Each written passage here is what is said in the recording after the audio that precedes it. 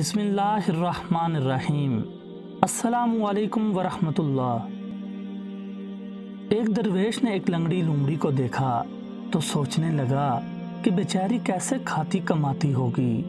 अचानक क्या देखते हैं कि एक शेर बकरी को पकड़े लेकर आया और उसको जितना खाना था खा लिया और जो बच गया वो लोमड़ी ने खा लिया।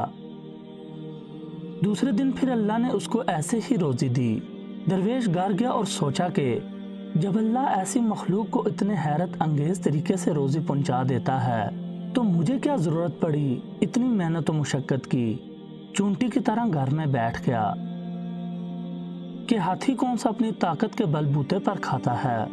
कई दिन बैठा रहा कि गैब से रोजी आएगी, मगर न किसी अपने ने पूछा न बेगाने ने। सत्तार की तारों की तरह रगे हड्डियां और खाल ही रह गई। जब सब्र के बंध टूट गए तो गैब से आवाज आई, ए मक्कार, जा लंगड़ी लोमड़ी बनने की बजाय फाड़ने वाला शेर बन।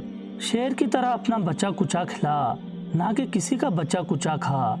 शेरों की तरह जिस्म रखने वाले अगर लोमड़ी की तरह पड़े रहेंगे तो उनसे कुत्ता बेहतर है।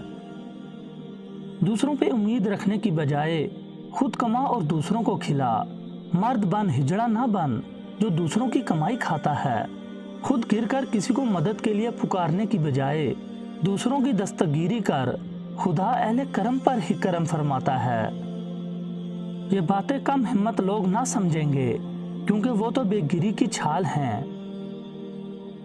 दोस्तों, इस कहानी से ये सबक मिलता है कि इंसान को दूसरों का सहारा ढूंढने की बजाय खुद दूसरों का सहारा बनना चाहिए।